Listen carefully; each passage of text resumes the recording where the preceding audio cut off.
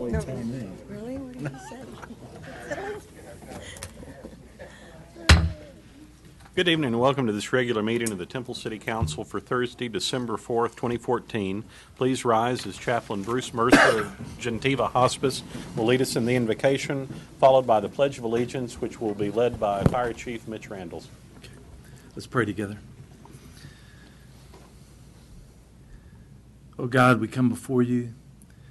We recognize that you are the giver of every good and perfect gift.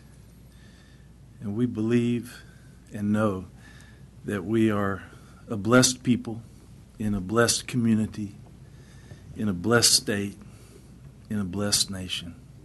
We don't ever want to take that for granted. And God, we thank you for all your good gifts. We thank you for friendship and family, for meaningful work, for love and laughter, and so many good things that are ours to enjoy. And Lord, we thank you that you are in control and that you are a God of peace and order. Even when everything around us may seem like it's coming apart at the seams, we recognize that you hold it all in your hands. And so, God, we thank you for men and women who give their best to promote order and to give leadership for this wonderful community of ours. And we ask for your wisdom and your grace upon them. And we thank you for them. And we pray all these things in the name of Jesus. Amen.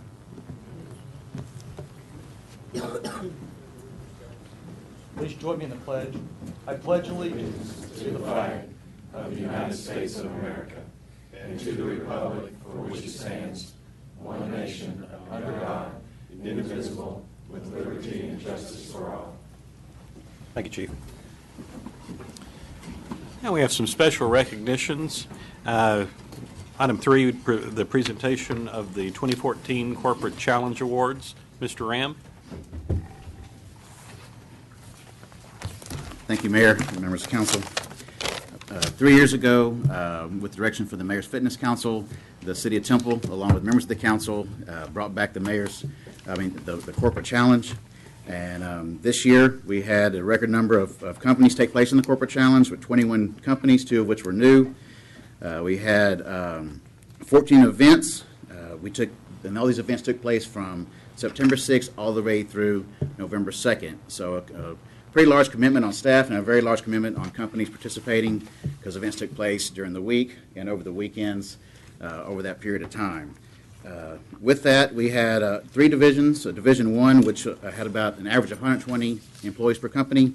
Division 2 had an average of about 375 people per company. And Division 3, over 700 people, average employers per company. And this year, we would like to recognize our Division 1 champion, PSI, who is accepting Faye Griner, accepting today for PSI. I would like to mention that PSI is, again, a first-time winner of this, so congratulations to you. You want to get a picture? Thank you very much. Before I move on to the second one, I would like to just commend all the companies for making a commitment to the overall health and wellness of their employees, and just overall morale development for all those companies as well. Division 2, also a first-time winner, accepting for Acer. We have Pamela Talley, Brandon Dubeck, David Flores, Tony Morante, and David Wesson. Congratulations.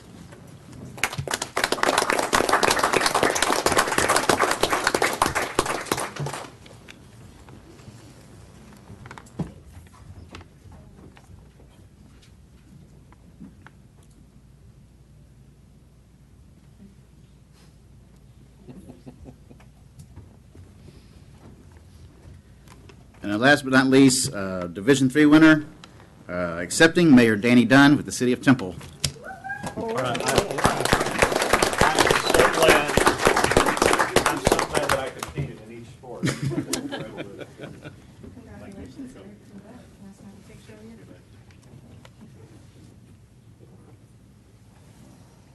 I can't thank Tracy Klusacek, who is our athletic coordinator, and her entire staff of one, who pretty much did all the work for the Corporate Challenge. She handled all the registrations, pretty much all the marketing, scheduling all the events, and just did a fantastic job. And I thank all the companies that participated. I can't tell you how great the feedback is to them and the work they've done. So thank you very, very much.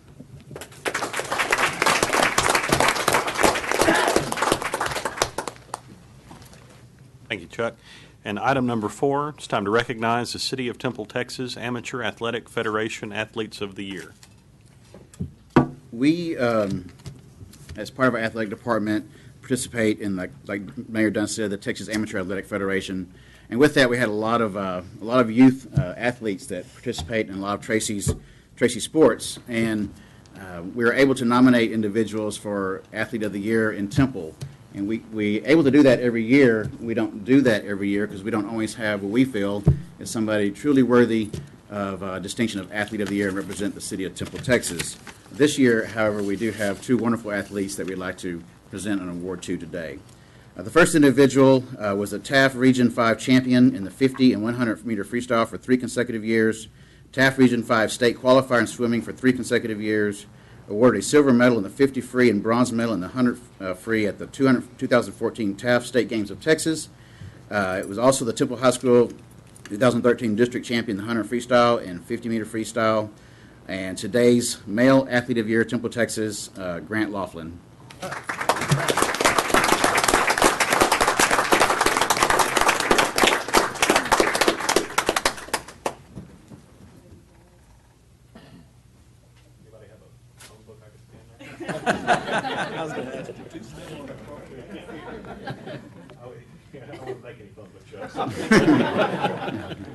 Got his picture on.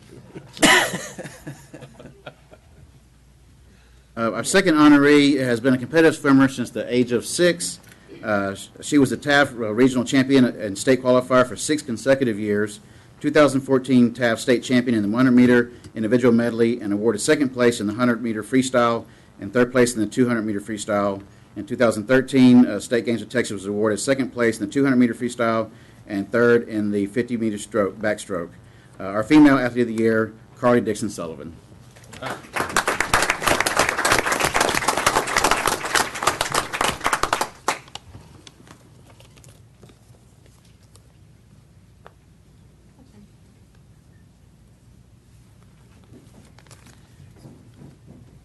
So congratulations to each of you, and thank you for representing the City of Temple.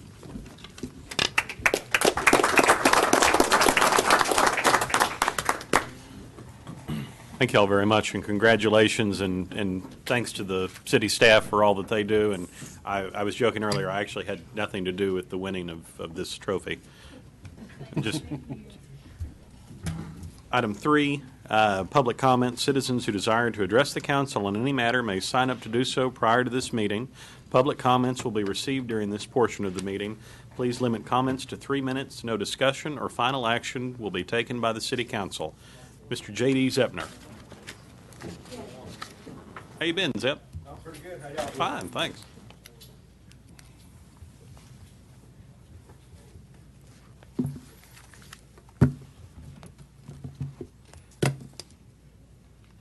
Well, hello. My name is James Dean Zeppner, and I reside at 402 South 26th Street. I came by this evening to the meeting to say thank y'all for the cleanup efforts y'all been doing on the east side of Temple. People have noticed the tall grass and the tires are being picked up and being removed. The grass is being cut and maintained.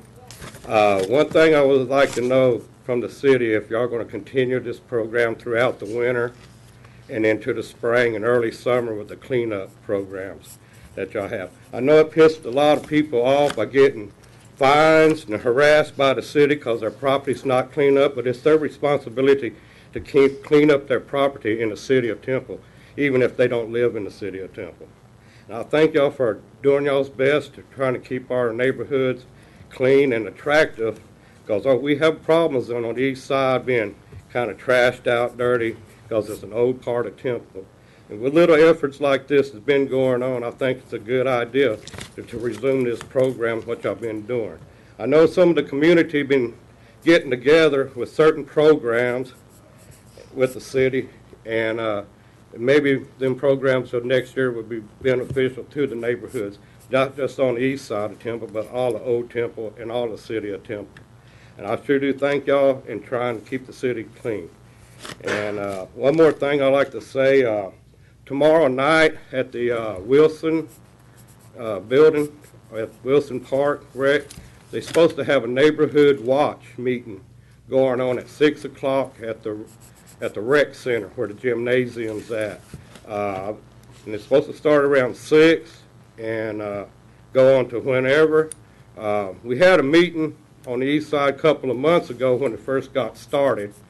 And Officer Hickman, he's not here, but he and a couple other police officers were handing out leaflets and brochures on the city meeting of the neighborhood watch program.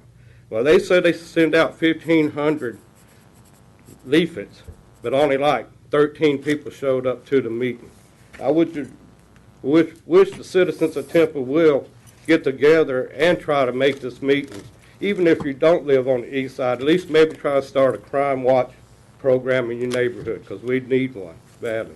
Because our police needs help with all the frictions of the problems we have in America nowadays. I think it's a good effort for the neighborhood to work with the police to help keep our neighborhood safe and good for everybody's habits of living. Thank you. Thank you, Mr. Sepner. Oh, yeah, one more question. We got a city meeting on the 18th of this month, I believe. Then the New Year's Day is the 1st of Thursday, so y'all going to skip that meeting, just only have one City Hall meeting in January? That is correct. Okay, thank you. Item 4 is the consent agenda. All items listed under this section, the consent agenda, are considered to be routine by the City Council and may be enacted by one motion. If discussion is desired by the council, any item may be removed from the consent agenda at the request of any council member and will be considered separately. Council, this is items 5A through 5H. Are there any items that you wish to remove for separate consideration or discussion? If not, I'll entertain a motion to approve the consent agenda, items 5A through 5H.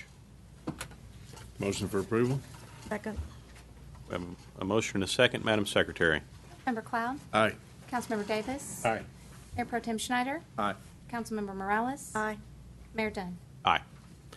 Item 6, second reading of a public hearing. Consider adopting an ordinance establishing the city's participation in the Texas Enterprise Zone program pursuant to Texas Enterprise Zone Act, Chapter 2303, Texas Government Code, providing tax incentives, designating a liaison for communication with interested parties, and nominating Art Cobell Corporation to the Office of the Governor, Economic Development and Tourism through the Economic Development Bank as a qualified enterprise project.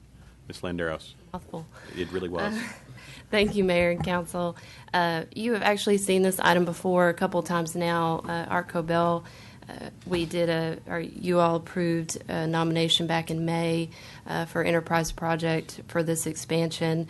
They had to come back again to meet another deadline. We actually did a first reading of this ordinance on November 6th, so this is the second reading, and we are going to do a public hearing again tonight. So just to update, the Texas Enterprise Zone Act is in the Government Code, Chapter 2303. Art Cobell has applied for this designation as an enterprise project so that they can apply through the state. They're planning an expansion of their facility at approximately $9 million, and they currently have about 310 employees, and they're hoping to add, with the expansion, another 35 to 75 positions. Under the Act, you have to be a qualified business, which can mean a couple of things. Either you're located in an enterprise zone that's designated by the federal government, or you're outside of an enterprise zone, but you anticipate that at least 35% of your employees will be residents of an enterprise zone, and that's where Art Cobell falls. So they are a qualified business under the Act.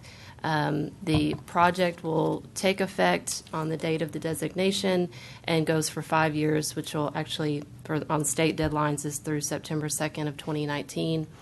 In the ordinance, you'll see that it lists out certain incentives that the city can offer to Artco Bell.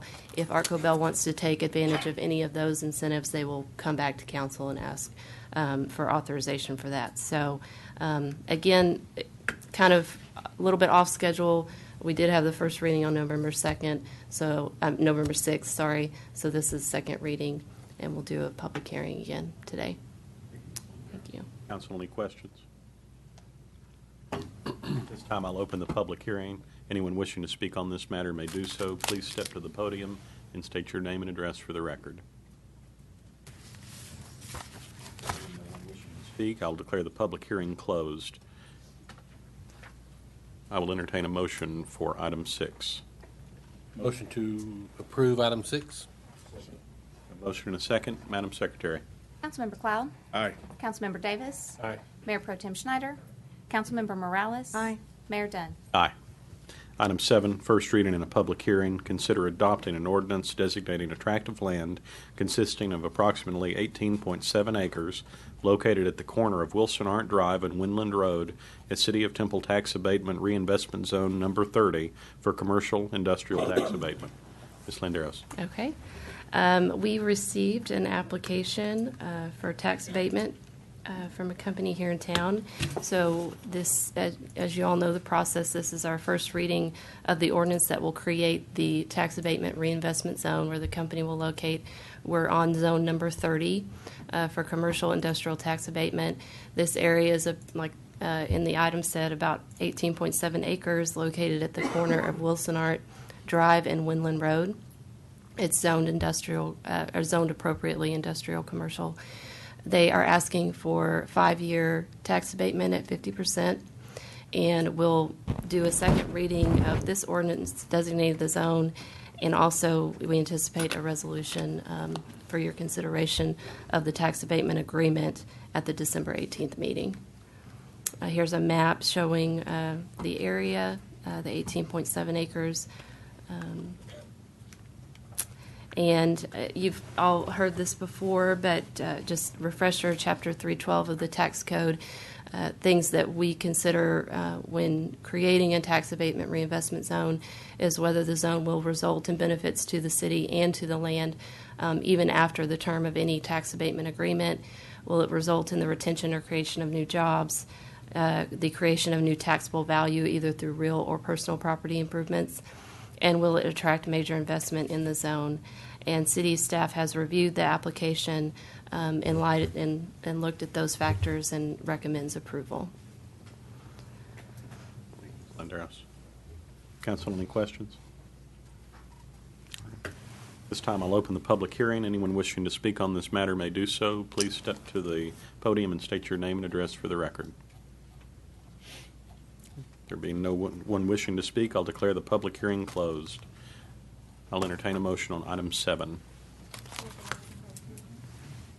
Second. I have a motion and a second. Madam Secretary. Councilmember Cloud? Aye. Councilmember Davis? Aye. Mayor Pro Tem Schneider? Councilmember Morales? Aye. Mayor Dunn? Aye. Item 8, first reading in a public hearing. Consider adopting an ordinance authorizing an amendment to the tax increment financing reinvestment zone number 1, financing and project plans to appropriate additional tax increment revenue, grant revenues, other revenues, and expenditures for public improvements for years fiscal year 2015 through 2062. Ms. Yes. Bernard. Thank you, Mayor and Council. During the work session today, you had a detailed presentation on this amendment. I'd like at this time just to hit some highlights. The focus of the amendment is for the next 4 years, which includes FY 2015 through 2018. As we stated earlier, the law that governs reinvestment zone requires that you have a financing plan and project plan through the life of the zone, which goes out through 2062. That's why it's included in this amendment. Again, over the next 4 years, this amendment includes the allocation of approximately $57.1 million in revenues.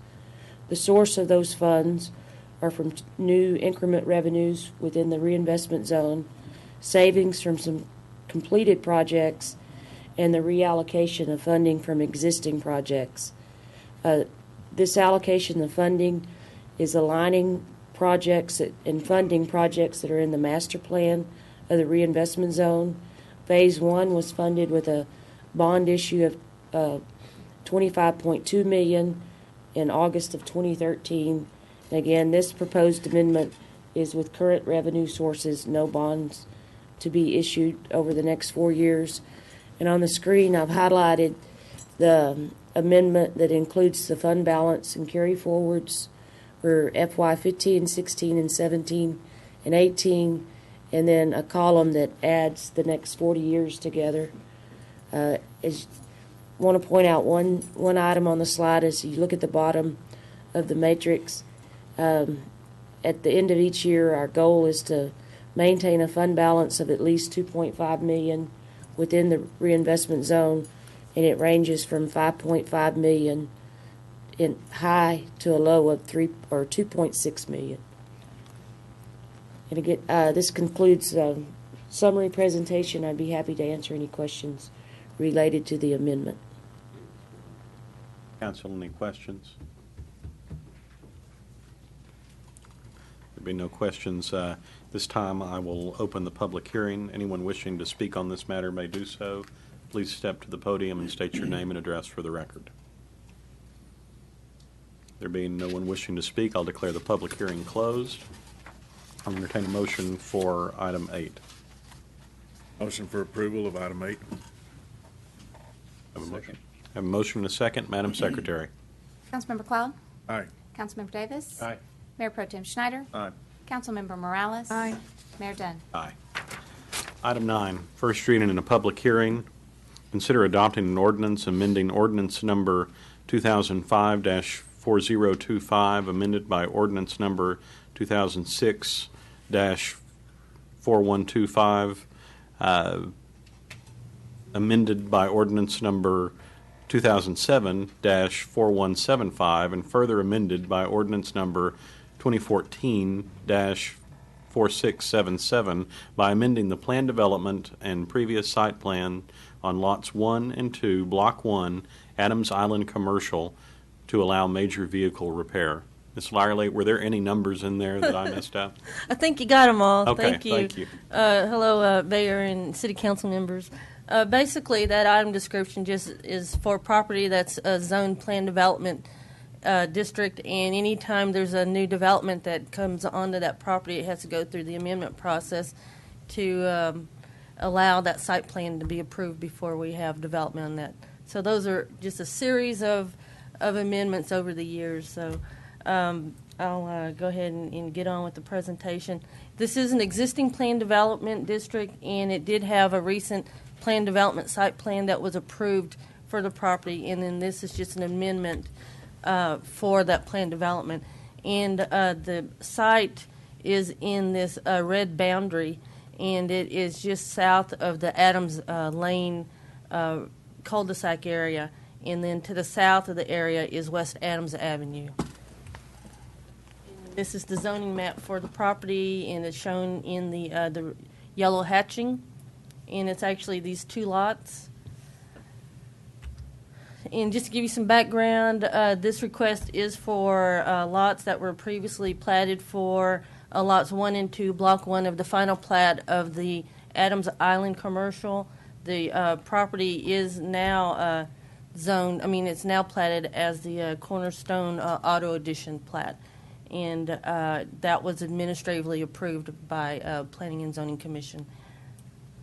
And just to explain the reason why the site plan is coming back to you, the original site plan that was for the whole development was for conceptual in nature. It was just to cover in case. It was for marketing, and so now these are tenants who want to be on this property, and so they have a more concrete site plan. So that is the reason we're back for this review.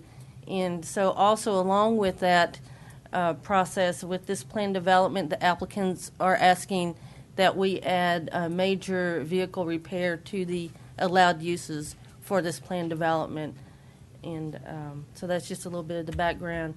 And just to show you the surrounding properties, just to the north, across the street on Adams Lane is a residential use. And then to the east is the undeveloped property within that planned development district. To the south is the bridge, the elevated bridge of West Adams Avenue. And then to the west is the cul-de-sac area that I showed you in the previous slide. And then 317 is across the street. And then this is the land use and character map. And the property is shown in this little blue area, the blue outlined area. And the property is suburban commercial district. And the proposed use does, it is in compliance with this use. Just to give you a little background on the major vehicle repair uses that the applicants are asking to have added to this development.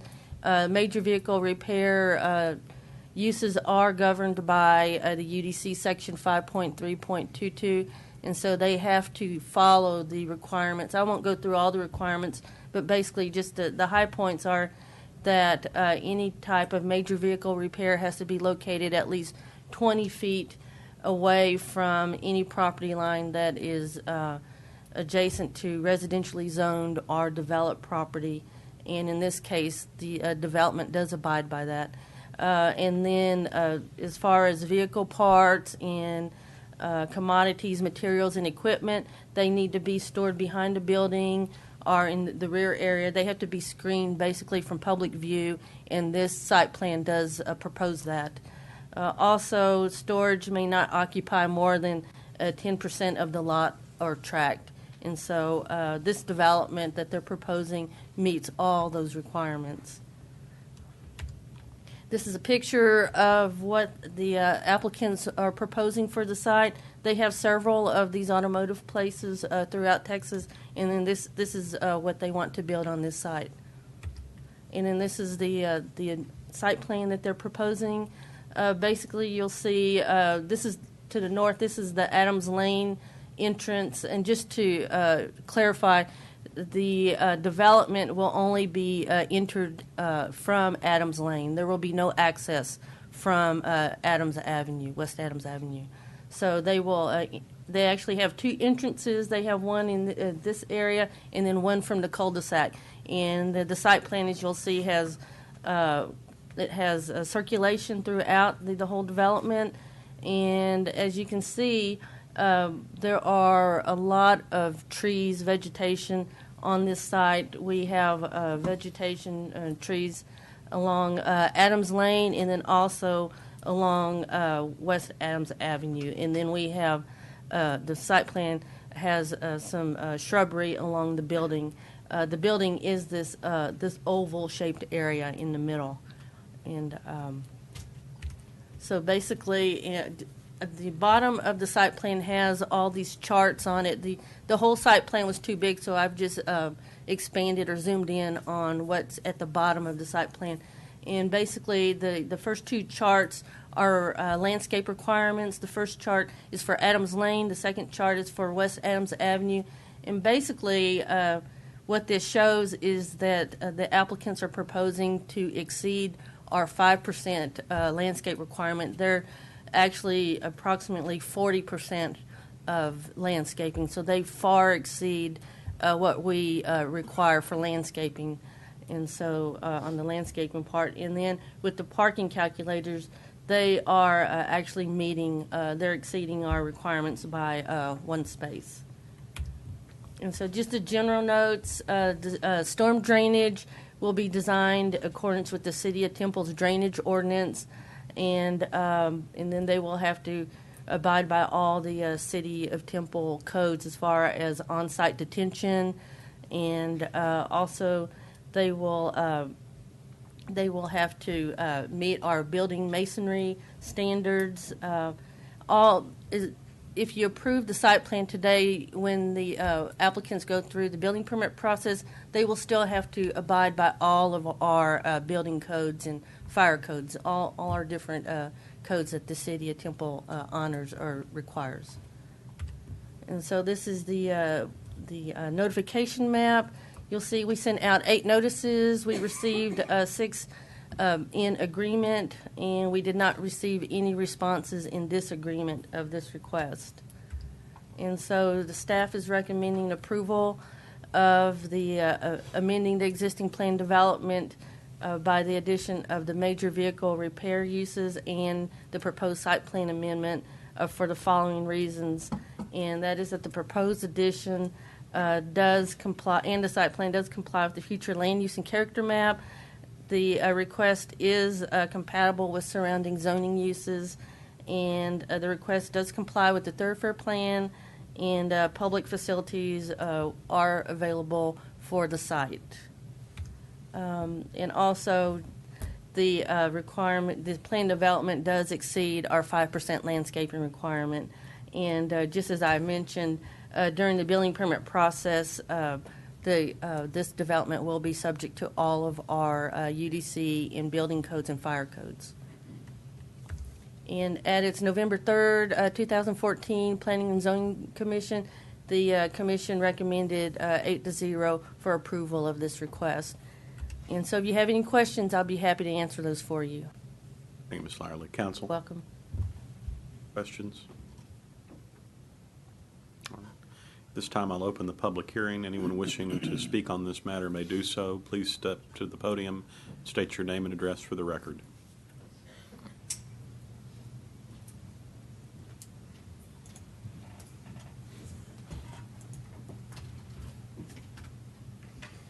Good evening. My name is Tony Gregory, 307 Fawn Lake, Houston, Texas.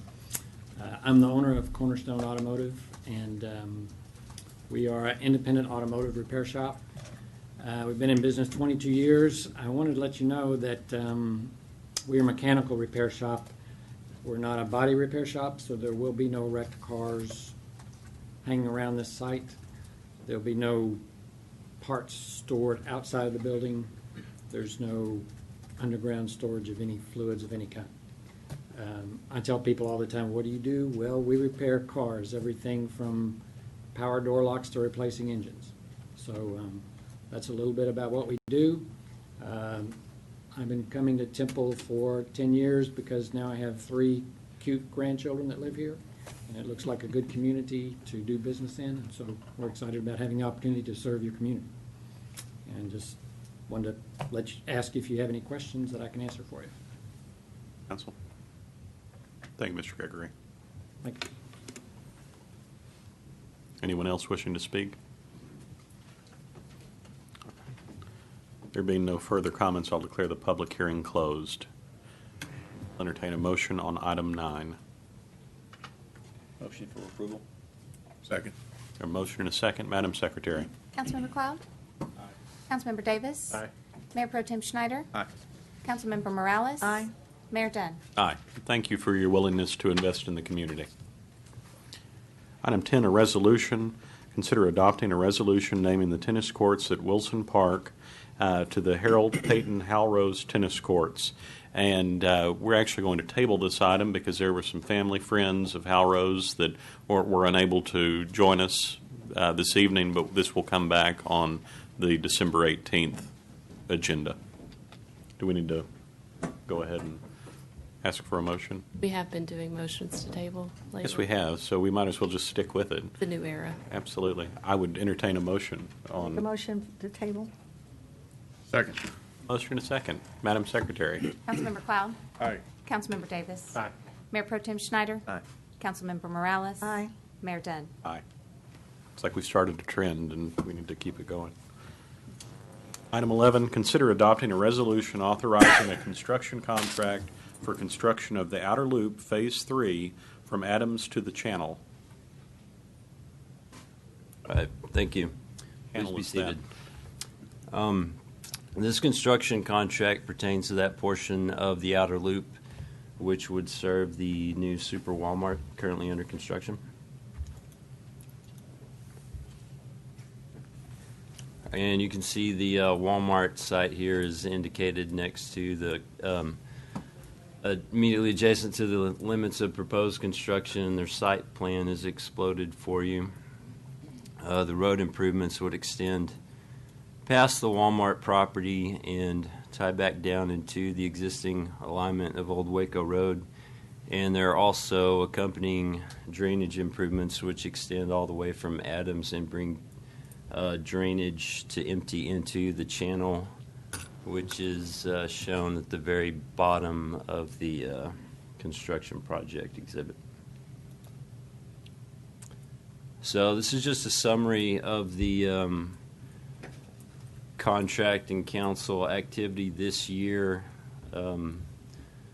pertaining to the project. Last week we opened bids, and the amounts are listed for you here. We had a nice, good, tight grouping of bids around the engineer's OPC, and staff and the project engineer agree on recommending to the low bidder. And that concludes my presentation. I'll be happy to answer any questions. Questions? Entertain a motion on item 11. Make a motion that we, item number 11 with base bid, awarding the contract. Second. Have a motion and a second. Madam Secretary.